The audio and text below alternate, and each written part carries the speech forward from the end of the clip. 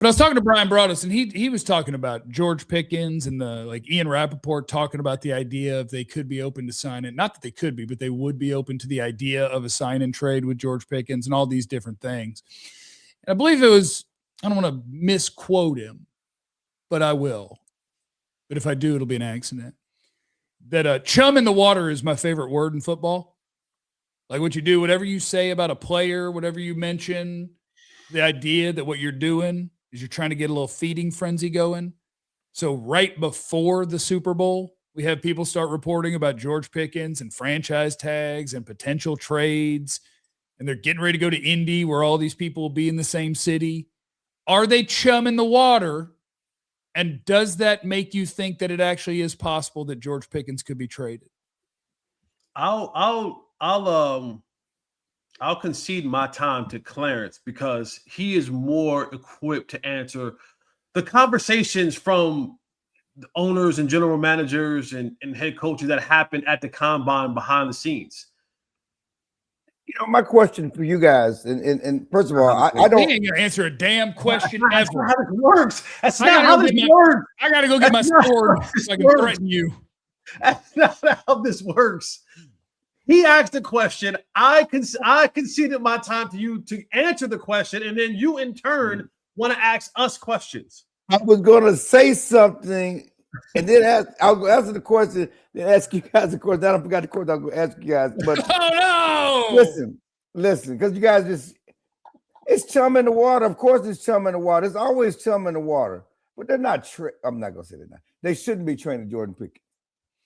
And I guess my question for you guys is that has George Pickens cleaned up his reputation enough that another team, because he was, obviously bad guy, immature, has he cleaned it up enough to be outside of Dallas, outside of Dak, outside his cocoon? We talked to his agent, and he said he brought him to Dallas for a reason. We wanted him to be in this environment. We wanted him to be in this ecosystem to get the best out of him. Now, outside of Dallas, outside his ecosystem, outside the situation where the agent's here, you got a lot of people here loving on him and making sure everything's right. What's that worth to another team to trade for him and give him that type of money? 93 catches, 1,429 yards, and 13 touchdowns. They don't give a damn about behavior. When you put up that level of numbers, teams go, we can deal with a little bit of nonsense if he gonna give us sub 1,200 yard. He's gonna give us more than 1,200 yard seasons. I will put up with the nonsense. So it doesn't matter if he fixed his image enough. The numbers say so. Now, if he had the same image and he came here, he did another little 800, 900 yard season, then you kind of like, oh well, No, when you go and do 1,400 yards and you make the plays that George Pickens made this year, and you show yourself to be much more than what you were in Pittsburgh, people don't give a damn about that. People care about the productivity that you could bring to their football team. How can you enhance our offense from the wide receiver position? And if you're going to give us 14 and 10 touchdowns a year, then by all means, as Shoddy did, as the Cowboys did, be a little late, skip a little curfew, have a little drinky drink. That's all good and well if you're going out there and you're giving us 1,400 yards. Glad you said that. So who is he worth more to then? Because we know where he did it at, right? Why are we trying to trade him? Why are we chumming anything up? Because of this damn environment that we've been talking about the last two segments. If that's the case, if what you said is the case, and it don't matter, you give me 14 now and 92 and all that other stuff, he's more valuable here. Pay him here. We know what he can do here. He did it here. Okay. So what are we even playing with all this other stuff? If we're the Cowboys, I'm not listening to nobody else. I know what he can do. I know what he means to my team. I'm trying to win. If it's all about winning, putting the best players on the field, I got him here. Whatever I trade him for, we're betting on the come. We're betting on the future. We're betting on something that ain't happened yet. The best thing Parcells said about the future was, it ain't done yet. You ain't done it yet. I mean, about potential. It means that you ain't done it yet. Okay, everybody can have potential. He's done it here. You got proof in the pudding here. make it happen here. So to answer your question, they shouldn't be trading him. They shouldn't be summing it up. They shouldn't be trying to see what we're going to get. We're trying to win now. We know what he can do here now. Yeah, but now Jerry's staring down the barrel of having to know David Mulugheta's name, which he didn't a year ago, and now he's going to have to learn it, and then he's going to have to do this thing you're going to do this thing all over again. I'm with you. I always think that trading your best players, if you're actually trying to win right now, is stupid. But what if the only way this would make sense to me is the what if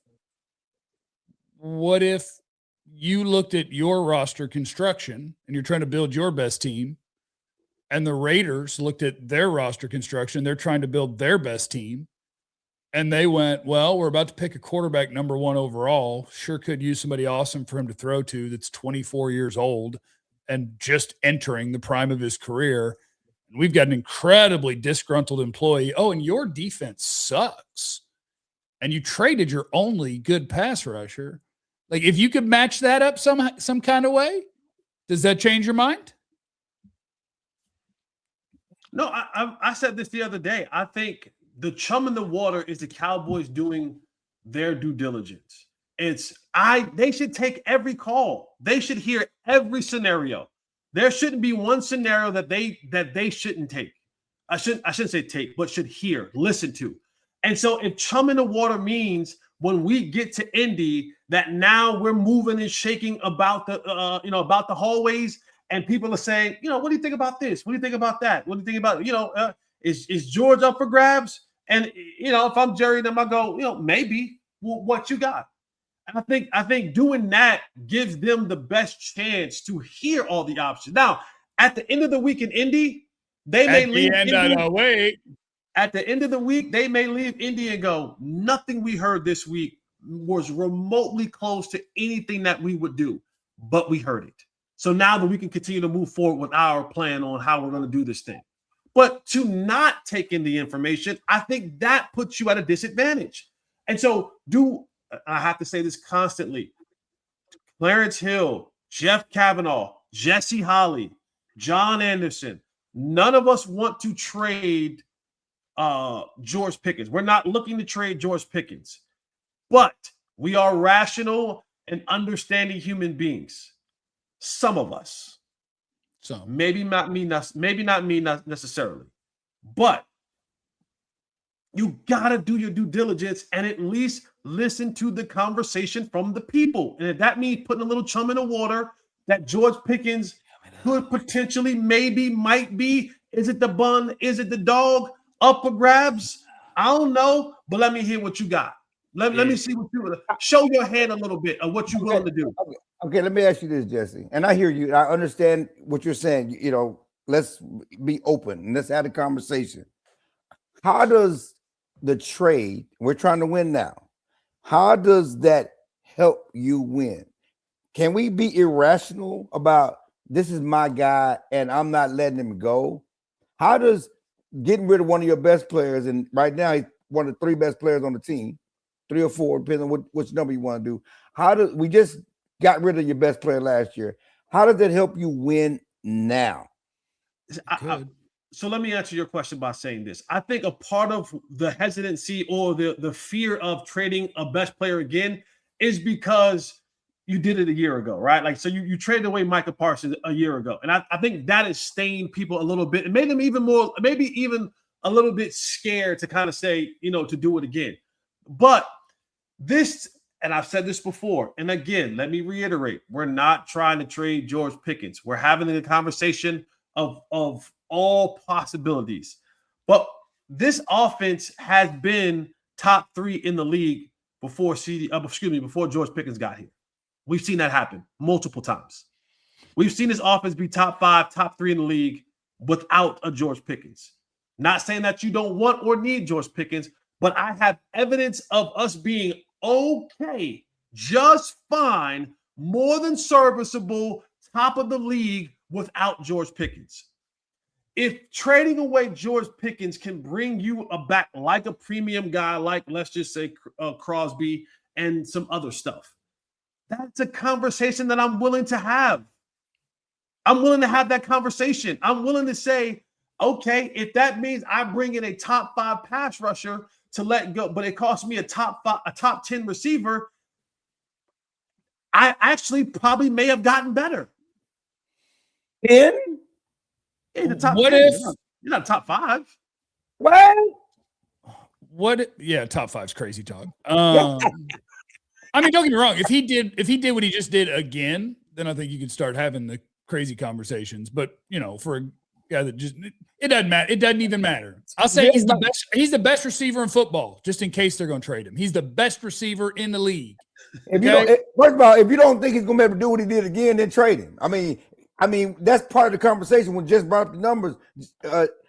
We do think he can do what he did again. Well, the exact numbers don't matter. If CeeDee Lamb plays every game, then it's going to be 15 for CeeDee and 12 for George. And it doesn't matter if it's 14, 15, 12. It doesn't matter. The point is we have both these guys. But I think it's important to realize, and the idea that you can't have these conversations is dumbassery. This is just part of the game. Ian Rappaport just reported they're open to the idea. Now, what's unfortunate about it, he didn't report. He just threw it out there. They're open to the idea, or I think they're open to the idea because of what they did last year. He said they have a history of trading their top best players. Well, if a reporter says something on the air, I'm gonna call it a report. That's just what I'm gonna do. But I think what's important to realize is there are different scenarios where sure you could reject the entire idea of this and say we're not ever talking about this. But then there's the situation the Cowboys are in where this is. The name of the game is always roster construction to win the Super Bowl. In most scenarios, the year he just had, you already have this long-term extension done. You're in Dallas, and you're in a place that just had one of the worst defensive years in the history of the NFL. And so when you have a lot of resources sunk into two positions or a lot of resources sunk into offense, if the right opportunity presents itself, you owe it to yourself to listen to that. The idea that we can't discuss this is dumb. And so we will. We're going to talk about everything that has to do with the Cowboys and the fact that you have a wonderful offense with lots of resources in it, a terrible defense with little resources in it, means that when you franchise tag a guy who Jerry claims he doesn't speak to this guy's agent, there's so many ways that this has to be discussed. And if it's not, you're not doing your job if you talk about the Cowboys.